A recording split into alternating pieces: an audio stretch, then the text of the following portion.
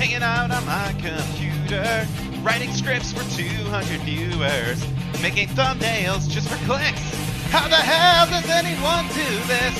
Cringy intros for a really bad show. We make them all together. Fixing Yugioh! Yugioh! Game on! Game on! Welcome to Fixing Yu-Gi-Oh! I am your host, Prunk, and you guys got to experience the loveliness that is my voice and my karaoke skills. How do they do? I got the professional equipment. Okay, yeah, I'm sorry. It probably sounded awful. I did it for the gimmick, and I probably lost half of you, so I'm sorry. But for my brave fans who have actually suffered through my weird intros, welcome to Lost Millennium. We are officially in GX format, and I'm excited. There are some good cards in a closed window here. Realistically, these cards are all pretty bad. E-Heroes. Oh, early on E-Heroes. Jaden. Okay, so first off, let me preface this by Jaden is legitimately my favorite protagonist of any of the animes. He is cool, he is upbeat, he is in it for fun, he doesn't come off as super cringy and weird. He's just a guy who really likes to duel with no major world threats at stake. He just wants to be a better player, at least when he starts. No weird superpowers, nothing. He is a guy that likes to duel. His archetype is really cool. E-Heroes. I mean, the hero decks are fun in real life. They are often fun combos. They can be a little bit of control. Dark Law is a bitch. I hate him, but only when I'm facing him. Me playing Dark Law was always great. And there's so many good hero variations. Like, it just set up so much stuff. Heroes are great, but a lot of these early cards do not make the mark. But how do I fix them without changing the core of these cards, because they are so big in the anime? We got to get them played in real life, right? Nobody was main decking Flame Wingman and making hero decks at this time frame. GOAT format is here. We are going to be playing GOAT stuff. But the heroes just don't stack up, and it's a shame because they're so cool, and I wanted to play them so bad. But they're so bad. Why are they so bad? Look, there's going to be some minor changes. I can't... Realistically, the only thing that's saving this is having this stuff come out before CED and Chaos stuff, because nothing's really coming out. But there are a few minor tweaks that we could probably apply to a lot of the E-Heroes without making them super busted for this time period. There is also a rock group of monsters in this set.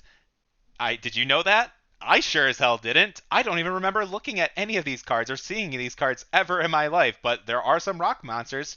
Hero Sphinx, Hierarchosphinx. Hi, how are you? Mega Rock Dragon.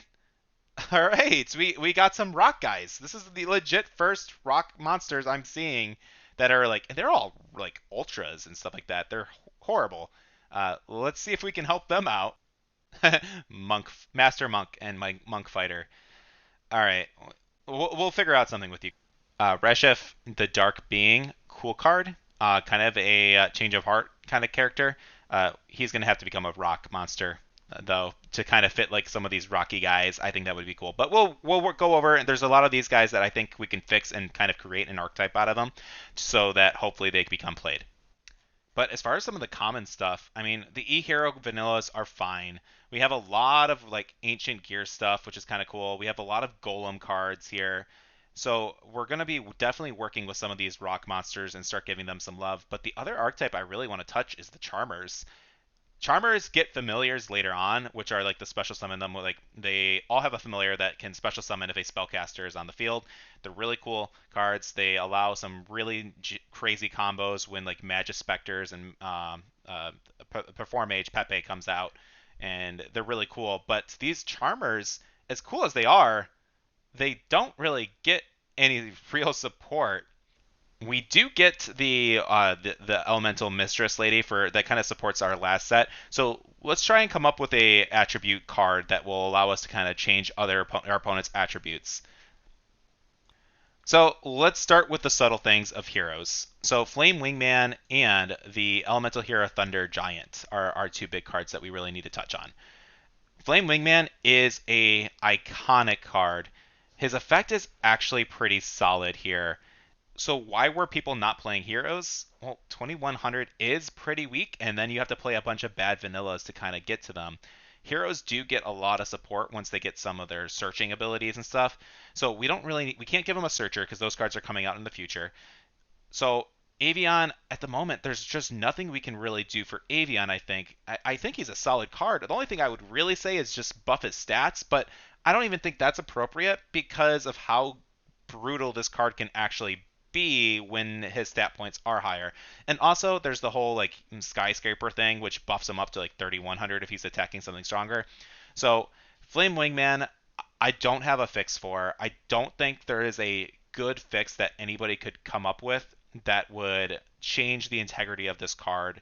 And it is an underdog card. It is meant to be the hero overcoming cards. It's not supposed to be his own strength normally. It is supposed to be Wingman with the power of Skyscraper behind him and other cards and combinations. Like, that's how he overcomes odds. He's kind of like a Batman, like with a dragon head hand thing. I don't know. I don't know. Have you ever looked at this art? It's a really weird art piece. So, Wingman, you get a pass. Nothing I can really change to you without, I think, considering it. And you're not bad. It's just heroes at this point in time aren't that good. The one card I do want to talk about, though, is the elemental hero Thunder Giant. Must be fusion summoned, but can't be special summoned in other ways. Once per turn, you can discard one card, target one face-up monster on the attack, blah, blah, blah. Destroy attack whose original attack is less than the discarded card. Basically, he's Armed Dragon, um, which is he's a worse version of Armed Dragon because again, you are sending your materials to the graveyard with polymerization. So you're playing 3 cards to make this one guy, and then you have to discard another card on top of that. And unless that card you discard is Sinister Serpent, it's probably not going to be worth it. So, and which at that point he doesn't even kill anything with. So I would honestly say Thunder Giant, just removing the discard effect and just say special summon this card, and when it's this card is special summoned or fusion summoned, if you want to be more specific, destroy one monster on the field. I think that's fine. It's not. It doesn't come off broken. It's an on-summon effect. Blow up something. That is probably the best thing this card could actually get. So that way it would have been playable. And I think people would probably opt in to start playing this kind of form, this card, if that was the option. Because otherwise, it's a 2400 beater. I mean, why wouldn't you just play Zaborg instead of going into this guy? Because it just doesn't work. As it stands, this card does not work very well. It wasn't even played in hero decks, or it was played at like one copy in case you needed the stat line, and that's about it. The only reason this card was good even then is just because Sparkman had a 1600 attacker, or was a 1600 attacker, so he was a decent stat lined monster. But I would actually argue that Sparkman should be only 15, so that way Shining Angel can get it out as well. Or we need a specific recruiter for the heroes that does the same thing as just, hey, special summon a level 4 or lower.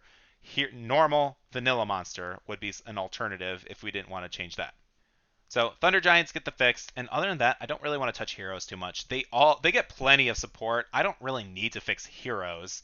That's just the only thing I can think of to fit this time frame that won't affect anything coming out that card could have seen more play. So let's first off look at Monk Fighter and Master Monk. So Monk Fighter, he's 1300. He just battle damage to this controller's card becomes 0. So you don't take battle damage if this guy gets killed. Okay. Wow. Thank you for wowing me. Like, boring. Okay, this is the first rock guy. But even still, let's say we want to keep this effect the same. I would ultimately just give like this guy a bigger defense line. Just he is a hard striker, like defender. Like I am a rock. You cannot move me. Something along those. Maybe make him like the new like giant soldier of stone as like a power crept version of him of some sort. So ultimately, I would actually like to make this guy a defender, like monk defender instead, and just give him like a 2K stat line, can't be destroyed by battle, or something along those lines. But without going too much into that Spirit Reaper territory, let's keep the effect the same, 1300. Let's just really make the boss monster worth playing this guy then in that case, because 1300 isn't anything to scoff at. It's not hitting over recruiters, but if we're playing this guy, we got to make it worth it. So let's look at Master Monk. This card cannot be normal summoned or set. This card has to be special summoned by attributing one monk fighter. This card can attack twice during the same turn. So I have to play this bad 1300 rock monster who doesn't get really much searchability other than rat to tribute summon it, so that way I can play a master monk. And let's just say you have like Donzalug on the field. So you kill my rat, or I don't know, whatever. You kill my rat. I special summon the monk on my next turn, tribute off monk, and play master monk. Swing over whatever killed my recruiter, and then swing again for 19.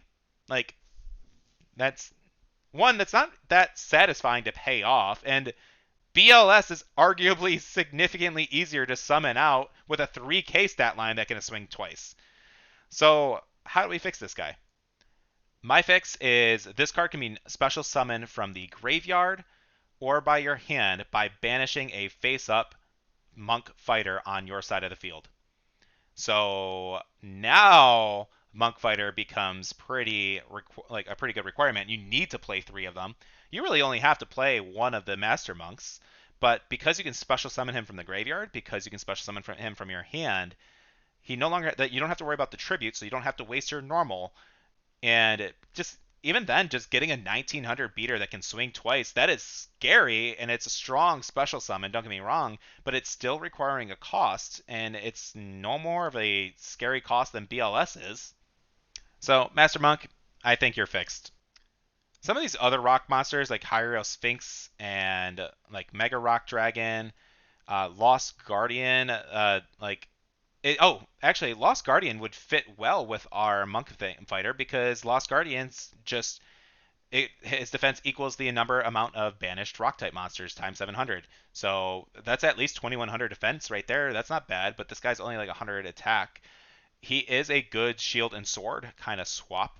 And maybe that's what we kind of do with some of these rock type monsters of just, hey, like if you play shield and sword in your deck, that card hasn't gotten to see much play at this point. It had its niche, but Ojama kind of style. Let's make the defense their attack when they need to, or just to make all these rock monsters can attack with their defense while in defense mode, similar to like the super heavy Sams. Maybe we don't want to steal their entire archetype, but I think just being able to play like sword and shield, which now going forward we can make that a quick play, maybe, or just come out with a newer version that's power crept of super powered shield and sword, so that way defense becomes that, and it's a quick play or a trap card, so that way these guys can get their attacks off, which I think would be really cool. So we are making super shield and sword, which is now a trap card. So that will fit in with a lot of these golem cards, but we're gonna have to kind of buff up some of these rock monsters. Lost Guardian, I think that's fine with the banishing things. Now that we have given you a reason to banish out these rock monsters, let's kind of play with that as the theme. Mega Rock Dragon, that does fix that theme too a little bit, where it's like, okay, this attack and defense of this card becomes the number of rock monsters removed from play when you special summon this card times 700. So this guy can be really big, and it is just basically banishing rock monsters and gaining stats. So we are banishing a bunch of different rocks. We want to get them in the graveyard. We're playing things like Painful Choice, which is broken as it stands, but it's what it is. It is legal at this time. We're playing cards like Reasoning, where we might want to get cards in the graveyard. I guess you don't really get Reasoning with that. You're going to spell. But we are getting a lot of more rocks into the graveyard is our goal with this deck. So get our rocks into the graveyard. Play quick play shield and sword that will allow us to use their defense to attack with them. And so now I think we can get these rock monsters some real synergy. So as a archetype, they are saying, hey, our defense is high.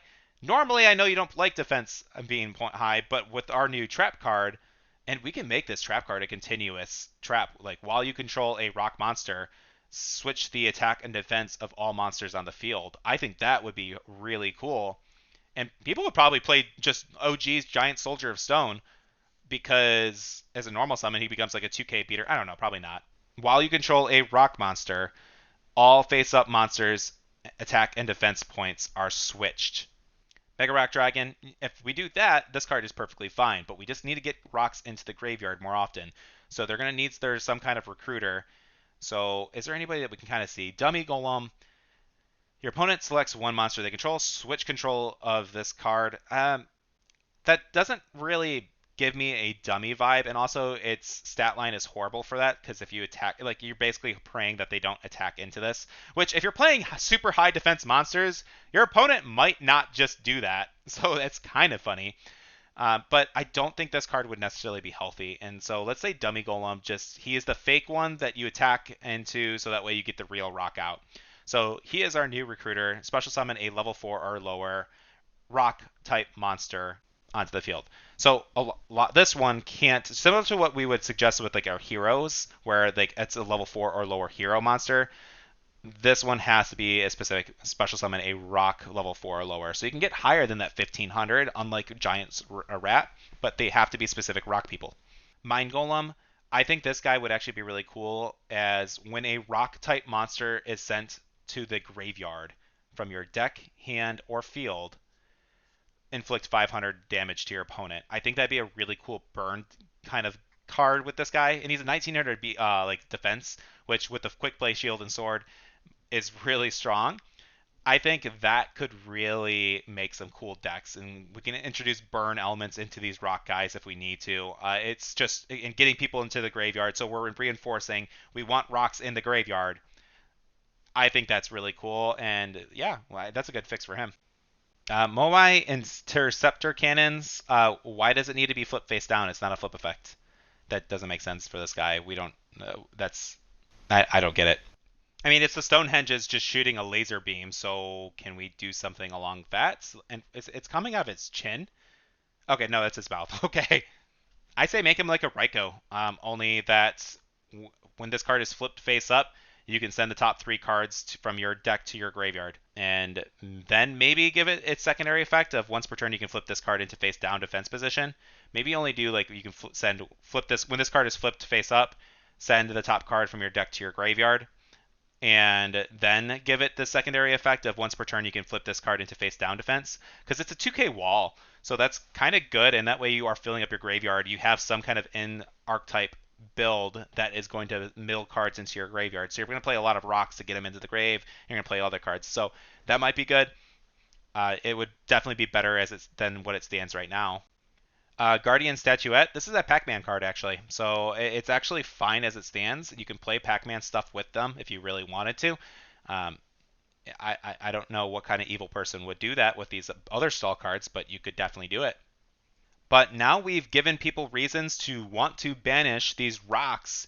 It gives them all some kind of archetype. What do we name these guys? Hell, I'd call them the like Millennial Rocks or Millennium Golems or something along those lines, just to kind of tie in the Lost Millennium kind of archetype. They're all ancient cards. You can like we don't want to call them Ancient Gears because that's already a thing in this set too, which I don't think I'm going to really touch those this episode. I don't think they are neither good or bad enough to really get a fix. They are what they are. There's just not enough of them being released here. But this Reshift the Dark Being, this guy is a rock. He is not a fiend. He is going to be a rock. Once per turn, by discarding one spell from your hand, take control of one monster on your opponent's side of the field until the end of this turn. This does help you get those rocks into the graveyard, and it does allow you to basically take control of other people's monsters.